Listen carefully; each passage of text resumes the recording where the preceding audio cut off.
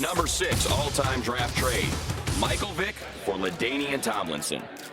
That was the draft that set the Chargers on the course they are on now, which has made them the most talented team in all of football.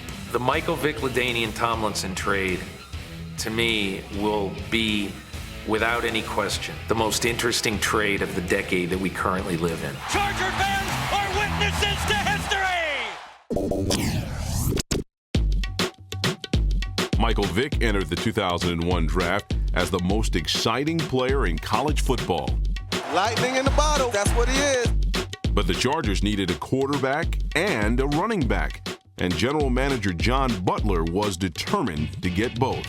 I'm going to give him all this, baby. I'm going to give him all that. So what happened is the Chargers decided that there's a quarterback who they really liked out of Purdue. They thought they could get down the line, Drew Brees.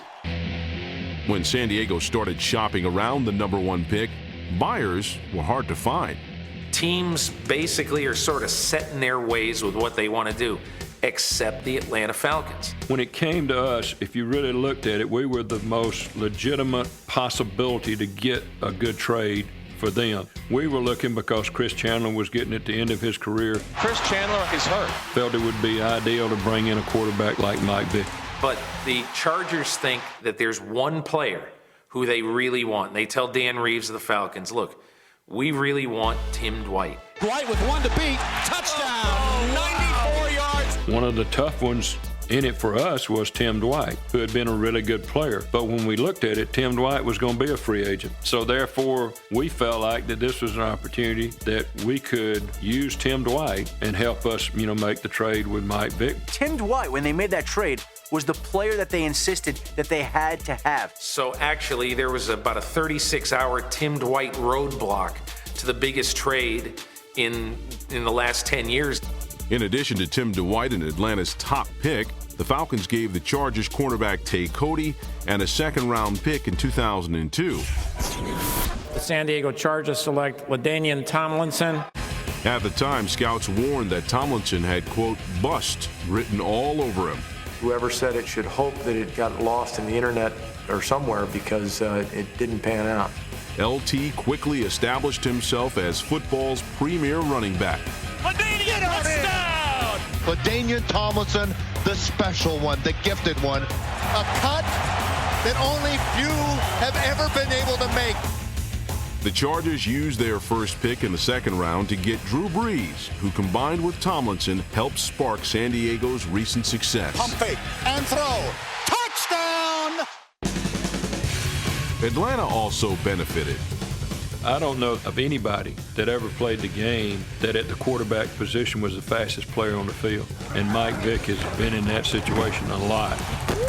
Did you see that smoke coming off of Mike Vick's shoes?